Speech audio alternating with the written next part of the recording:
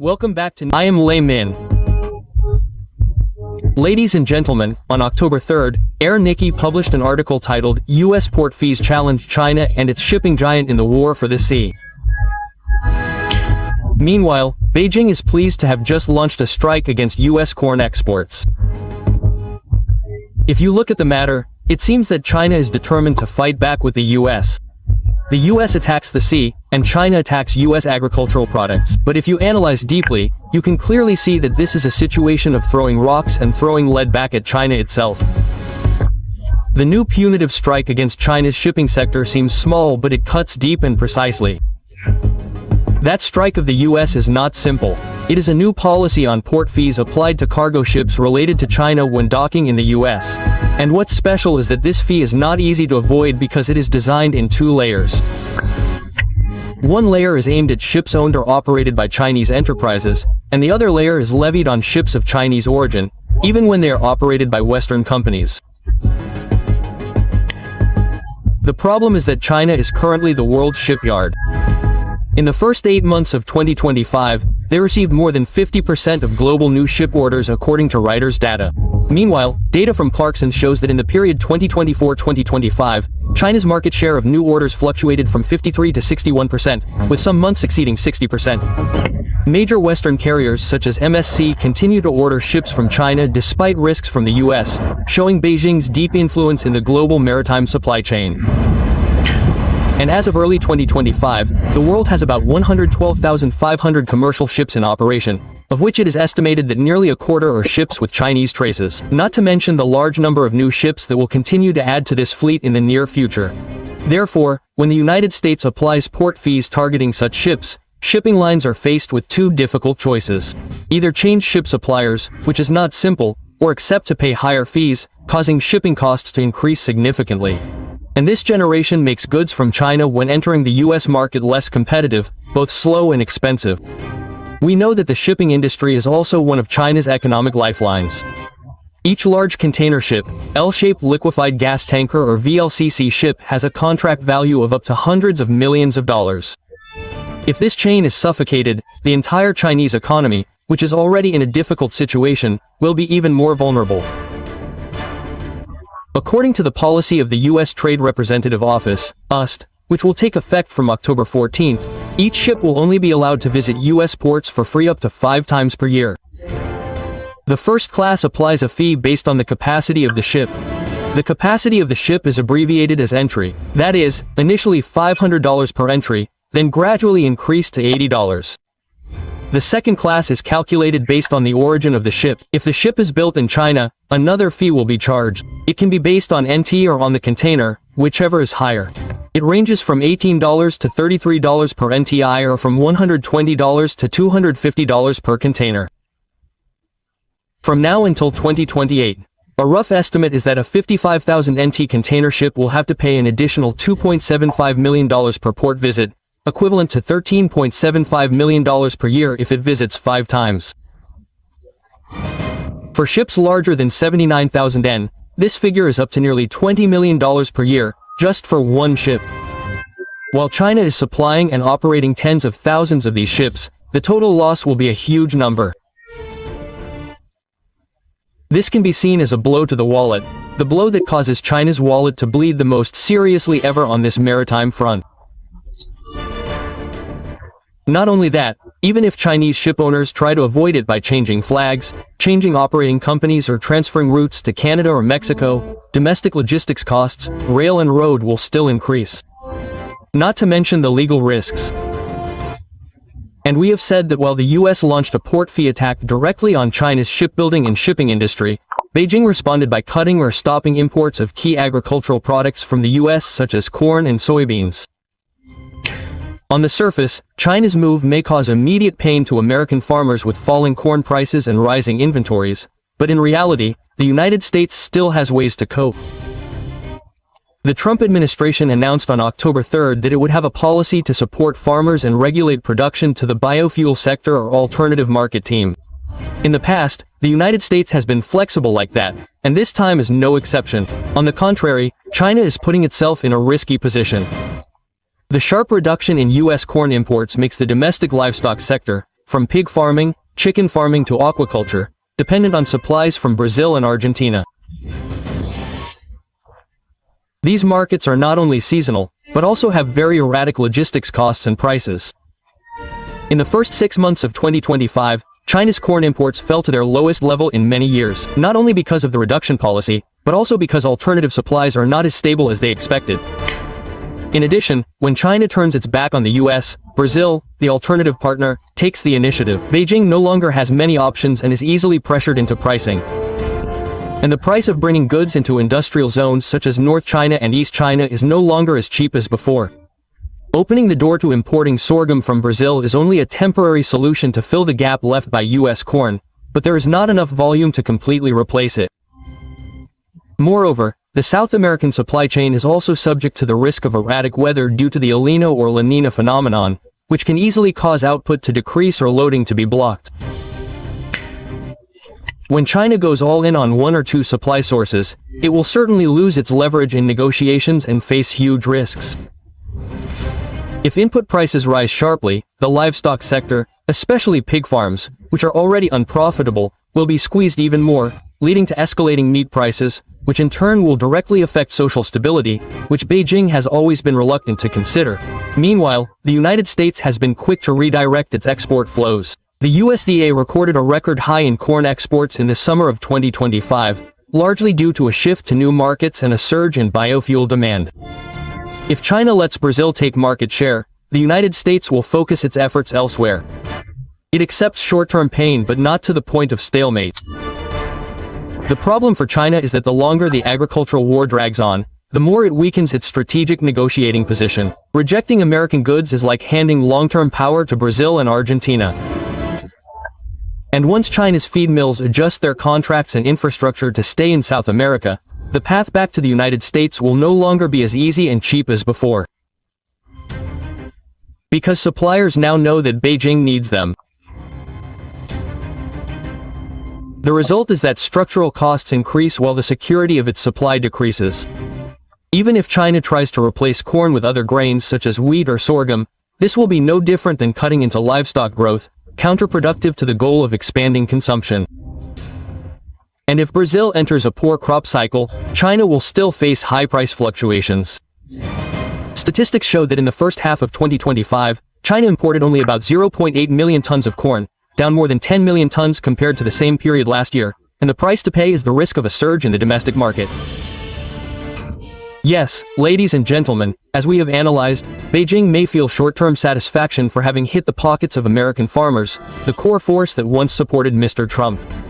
But China is the one who should be more worried. If the price of animal feed increases, the price of meat, an extremely sensitive commodity in terms of society, will also be dragged down. The domestic purchasing power of the Chinese people will also be eroded, and it happens in a context where their economy needs stimulus.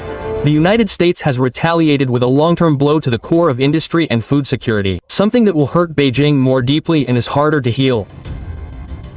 And it does not stop there. The next layer of attacks from the United States is probably even more formidable. That is the 100% tax that they imposed on imported branded drugs from the end of September, effective from October 1st. On the surface, this is a move to reduce drug prices and attract factory investment to the US. But when peeling off each layer of the strategy, the final destination is still China, which controls the most important upstream stage of the global pharmaceutical industry, APIs, precursors and sea logistics. And the US strategy is very clear. They use taxes as a negotiating stick. Whoever wants to be exempted or have taxes reduced must agree to two things: either lower drug prices or invest in building factories in the US. Large pharmaceutical corporations such as Pfizer and AstraZeneca have quickly reached agreements to reduce prices or commit to investing.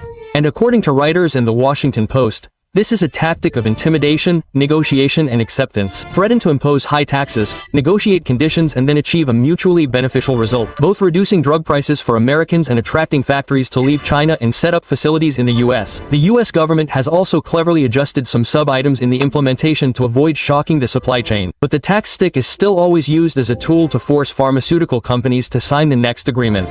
The impact is clear. The prices of some drugs are reduced immediately when sold directly to patients without intermediaries. Many companies announced that they are moving factories to the US to be exempt from taxes, and the competitive pressure on production facilities outside the US, especially in China, has increased significantly. In fact, US health experts have long warned about the excessive dependence on China in the pharmaceutical industry. Even though drugs are labeled as made in the US or in India, most of the input materials, active ingredients and precursors come from China.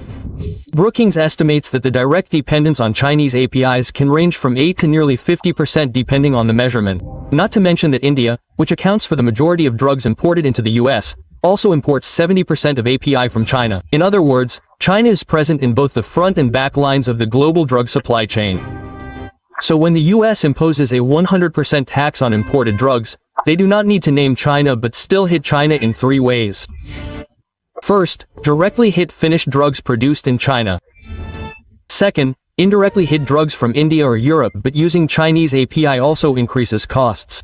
From there, companies are forced to consider moving to China to protect their profit margins. And third, it is an investment signal. Whoever wants tax incentives must build factories in the US. This means pulling the API supply chain from China to other places. And combined with the attack on port fees, it is clear that Washington is deploying a logistical pincer to tighten another loop around China's pharmaceutical supply chain. Because when the cost of sea transport to the US is pushed up, the entire system of supplying active ingredients, precursors, and pharmaceutical ingredients from China will also be affected, especially with time-sensitive products such as specialty drugs, which have short shelf lives and require strict storage. And I would like to emphasize that although the ultimate target is China, this blow will also cause India and Europe to suffer. According to Reuters, Indian pharmaceutical stocks fell immediately after the White House announced the 100% tax package. Because of concerns that after the group of brand-name drugs, this policy will expand to the group of biosimilar drugs or complex generics. Although most generous drugs have not been hit directly yet, because more than 70% of India's active ingredients are still imported from China, any tightening move from the US to Beijing will put direct pressure on the input costs of Indian companies. As for Europe, if they want to keep their drug market share in the US, they must prove that their supply chain is clean, without the shadow of raw materials from China, or else they must invest in building factories in the US to qualify for tax exemptions or reductions. So, even though they are close allies of the US, these countries are being dragged into the wave of decoupling from China that Washington is actively leading. Yes, and as you have seen, even allies and partners protected under the US security umbrella will not give up their interests in the end. It is not without reason that Mr. Trump once said that the US has been taken advantage of for many years. He is not afraid of strong opponents, but what makes him afraid are those who always call the US friends and allies but are willing to sell out Washington if it brings them economic benefits. And when Mr. Trump declared that he would make America great again, many people were afraid that it would become a reality. They have tried every way to prevent it, from media warfare, policy advocacy to litigation and even assassination plots. Because if the supply chain returns to the US, if jobs and factory technology return, those who benefit from the old order will lose their share, from the globalized order will lose their share, and they are ready to fight against it, whether under the guise of partners, friends or strategic alliances. Of course, the Trump administration understands that, and what they are doing is not only to protect health security but also to retest the entire US growth model. Can the US become self-reliant again? They have to answer that question. Can they become the center of the global supply chain again? And in that equation, there will certainly be people who lose their share. And those who lose their share, as we say, both inside and outside the US, will rise up to oppose it by all means. But we also need to emphasize that the 100% tax or port fees are not improvised policies. They are strategic tools to reshape the trajectory, force down prices now and then use the cash flow to pull the production chain back to the US in the next few years. When the pharmaceutical supply chain, logistics and international shipping are shifted, China's bargaining leverage will weaken. At the same time, the ability of India or Europe, who are sitting on the sidelines to benefit, will also have to shrink. Well, to be honest with you, drug prices are not just a simple matter of buying and selling, they are a matter of social security. They are national labor productivity, health security and even political stability. When a force, whether it is a pharmaceutical corporation, a country that controls raw materials or a certain intermediary link, holds the power to manipulate drug prices, it is no different than putting their hands on the life valve of the whole society. Let's imagine that if drug prices are pushed too high, the poor, the elderly, and those with chronic diseases such as heart disease, diabetes, and cancer will not be able to afford regular treatment. As a result, they stop taking their medication, their illnesses get worse, they are hospitalized more often, and the overall cost of the health system will also explode. Expensive drugs also eat into other essential expenses such as education and nutrition, reducing labor productivity due to patients having to take long days off work. Worse still, when the pharmaceutical supply chain depends on a single country, for example, China controls the active ingredient API or precursors, they can completely use the drug supply as a political weapon, creating pressure at the most sensitive time. We know that the drug distribution system has many intermediary layers with fat discounts, making patients pay higher prices while the actual production costs do not increase accordingly. This erodes trust in the health system and the government. The rich continue to have access to new drugs while low-income people are forced to delay treatment. From there, a deep gap in social health injustice is formed, and it is no longer simply a matter of health but a question of morality and social justice. That is why it is said that allowing drug prices to be manipulated means abandoning the lives of the community, and the state cannot stand aside. Of course, there will be people who object that taxing imported drugs does not cause shortages and make prices even higher.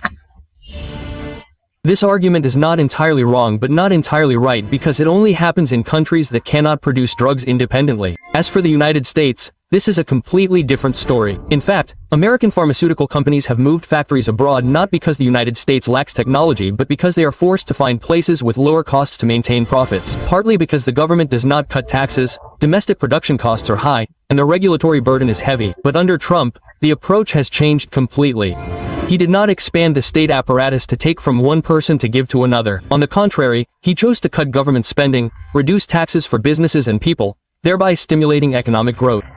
And that is what paved the way for American businesses to return. They are profitable thanks to low taxes, a vibrant domestic job market, and the revival of made-in-USA goods. That is the real destination of Trump's strategy: rebuilding the domestic manufacturing base, restoring the national supply chain, and thereby reducing drug prices without having to import cheap goods that depend on foreign countries.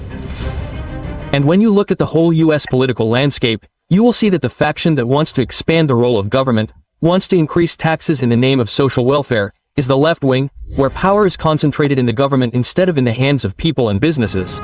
They call for the people, but they are the ones who put more burdens on the people's shoulders through each tax, each complicated regulation, and each link of foreign dependence. What is Trump's strategy? It is to bring everything back to the hands of Americans: jobs, medicine, factories, profits, and trust. It is not just about making America great, it is about making America strong, proactive, and not being held hostage by anyone in life and death issues like drug prices. We have discussed many times before the relationship between government power and citizen power, and you know, those two things are always inversely proportional.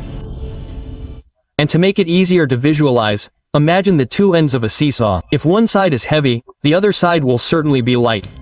And the more the government's power expands, the more people's choices are narrowed. Big government means the government collects more taxes, sets up more funds, and sets more regulations. The goal sounds very noble: social coordination and better welfare care. But it comes with a pile of layers of licenses, procedures, increased invisible costs, and the risk of abuse of power also increases.